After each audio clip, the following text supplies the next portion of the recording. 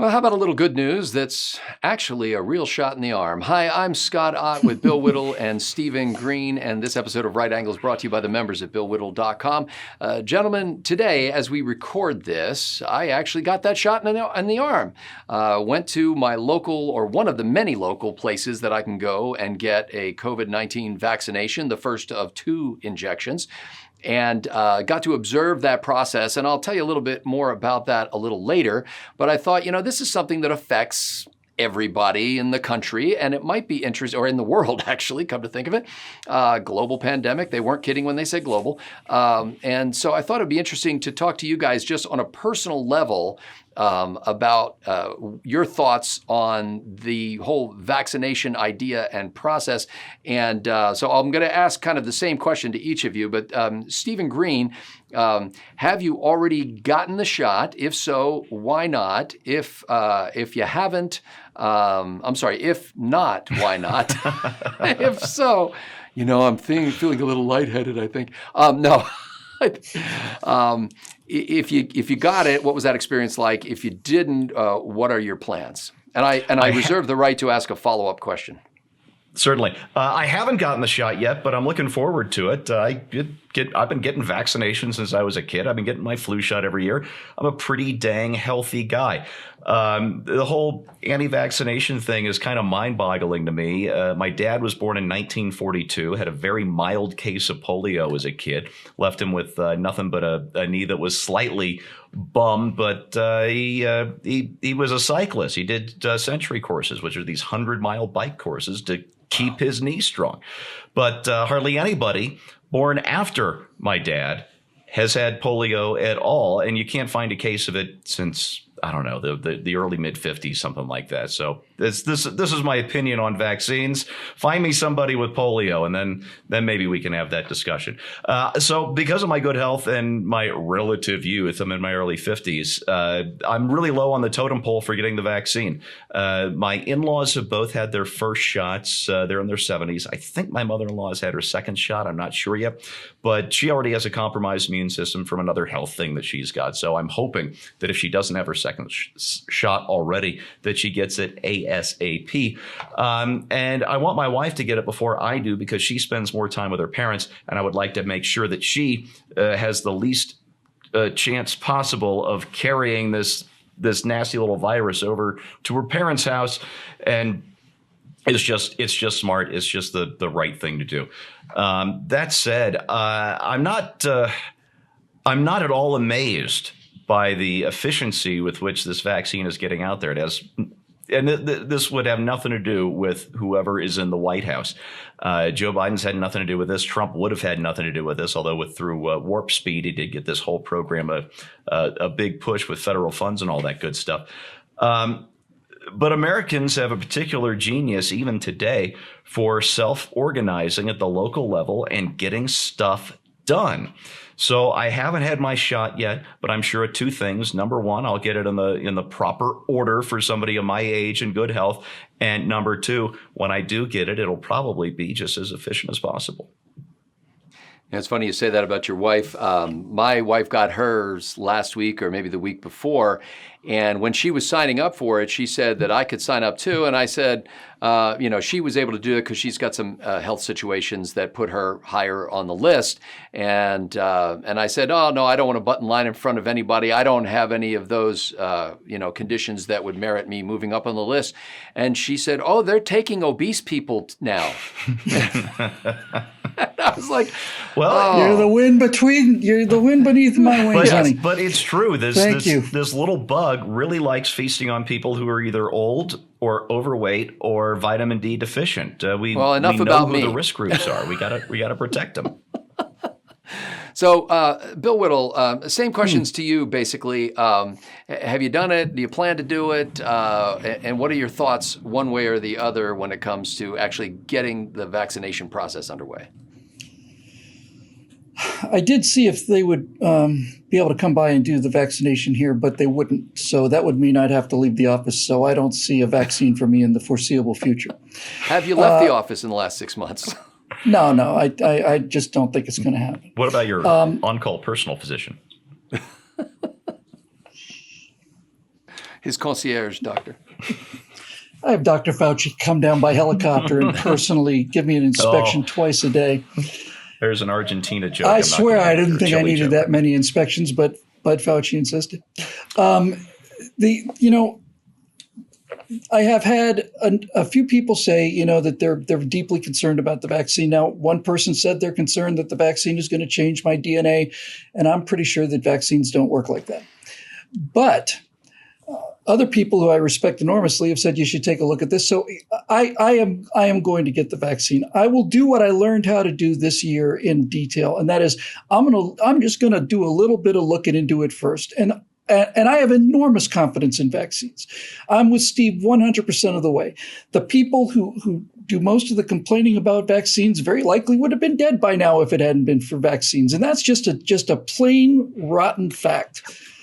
But what I've learned in a year is that the FBI is not only not investigating crimes, they're covering them up. I find that tech giants are telling me what I can see and not see. I think at this point, I'm using this.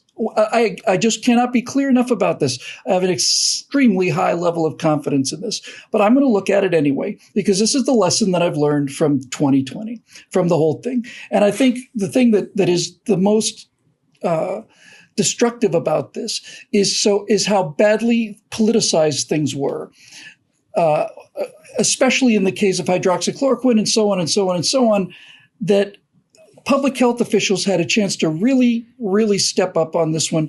And we could have had a chance to, well, let me rephrase that. The COVID-19 pandemic gave us a chance to find out what kind of government we really had. And there was a pathway through this where we could have been reasonable and rational, and we could have looked at what the data was as the data came in and responded to it.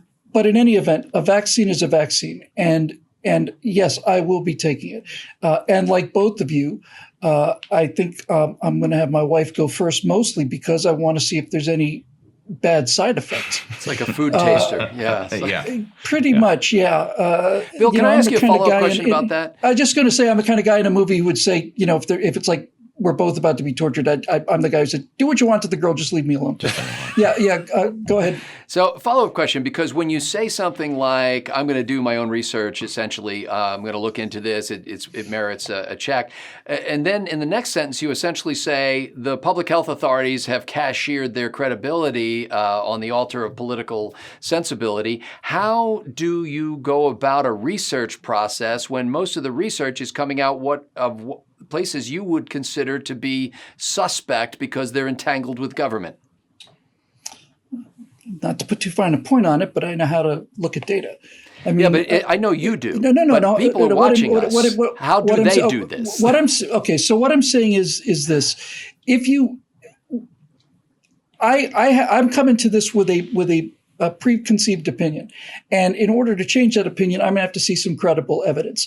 I'm going to have to see some credible evidence that there are consistent problems with these vaccines, and that's going to have to come down to significant numbers of people. I have had people say to me, people I respect, a lot have said, hundreds of people have died as a result of this, or thousands, or whatever. My first response to that would be, I get the feeling that if that were the case, probably would have heard about it, but how do we know it wasn't something else? How do we know it wasn't this or that? And even if it were true, if you're administering 100 million doses of something, you have to, perfection is not achievable in the world. This is the thing that has been with me for my entire adult life. This has been with me for my entire adult life. So when I say I'm just going to take a look at this stuff, I'm going to take a look and see if there's any kind of systematic evidence that this is causing problems. And I haven't seen anything like that yet. And I miss the days when I could simply say, no, they've assured me that it's safe, but they've assured me about a bunch of other things too. And those things were utterly politicized, had nothing to do with science whatsoever. And this is the lesson that I personally have learned from COVID-19. So I'm not going to listen to somebody who says, no, this is going to cause you to grow a tail. I'm going to want to see case studies, and I don't think those case studies showing that there's a problem with the vaccine exist. I'm really mostly just saying this, to be honest with you, Scott. as a result of what happened this year, as a result of what the politicization of this has done around the world. It has turned me into a person who does not trust anybody at all anymore when it comes to issues like this. And I suppose on balance, that might actually be a very good thing. So I only have one further follow-up question. Would it be a prehensile tail? Because I would really like one of those. It depends which one of the two you get. The Pfizer vaccine is the prehensile tail one, and then the other one is the one that gives you the ability to grow horns and also makes you shrink incredibly small. Thank goodness I got the Pfizer-Moderna vaccine, so I'm very excited about that. I'll be going back in a couple of weeks, and I'll tell you what, because I've already gone through this process now, what I'd like to marvel at really is how it happened.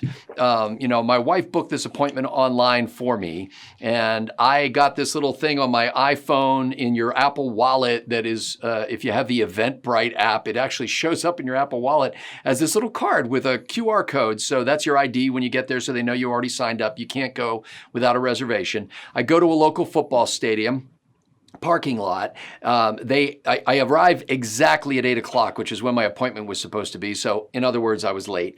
And I drive into the parking lot, and they have the line going serpentine through the parking lot with the magic of Disneyland, because they keep you moving the whole time. And so you don't really feel like you're waiting in line, even though there's like 100, 200 cars in front of me. It just kept flowing through. I pull up to a guy, I show him my little iPhone QR code and my driver's license. He tells me to pull up to the next little station. They hand me a piece of paper, which is this actually bundle of papers with some after the fact instructions and a little card that I'm supposed to fill out and bring back with me the next time. I pull into another tent. It was a beautiful day in Texas, as it usually is, but just in case it was raining, they had tents set up. And I pulled up to this next tent, and I had barely tapped the brakes, and the guy was standing there, pulled my sleeve up, gave me the injection, told me to pull off to the side and wait in my car for 15 minutes. If I had an adverse reaction, I was to honk my horn, or as Bill suggested in our backstage show, at least pitch forward onto my horn. Pass out onto the horn. Yeah, if you don't die, then go right. 15 minutes later, if you're still alive, you can drive right off the lot. They said flash your lights or beep your horn if and everything was like a ballet. I mean, it was so smooth and just really well done. And it was, the Allen Fire Department. Allen's the name of the town in Texas where I went to get this at the football stadium.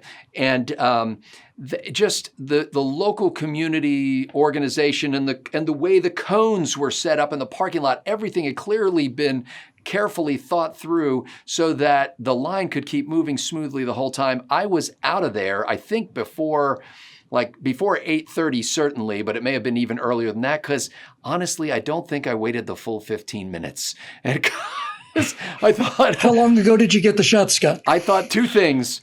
Number one, hey, that other car got in after me and he just pulled out. And number two, I really need to go to the restroom. I'm a man of a certain age.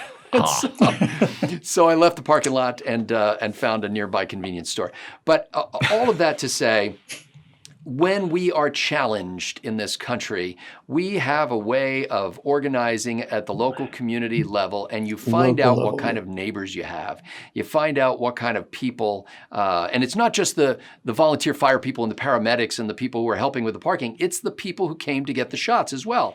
Everybody was driving at the right speed. Nobody was crashing into anybody. Nobody was cutting people off. Everything was just handled with order and decorum and a kind of a beauty that only somebody who's into logistics can fully appreciate. And that is awesome. The last time I clearly remember seeing something like this was after the flood, the year that Stephanie and I got married in Missouri. And the town just came together and organized to help the victims who were in the low-lying areas of Excelsior Springs, Missouri, and whose homes had been destroyed. And it was just a marvel to see that. And I would call it self-organization, but that gets almost like there's a sense of, it's like the development of a mineral crystal or something like that. It's conscious decisions by individuals to say, I'm going to put my own convenience aside and I'm going to do something that's right for my neighbors. And that is just always a beautiful thing to see. And I could probably write a book about positive experiences and things that I've learned during the course of this global pandemic. And this experience of getting my first vaccine shot would be one of them. For Bill Whittle and Stephen Green, I'm Scott Ott. Thanks to the members at BillWhittle.com for making Right Angle possible.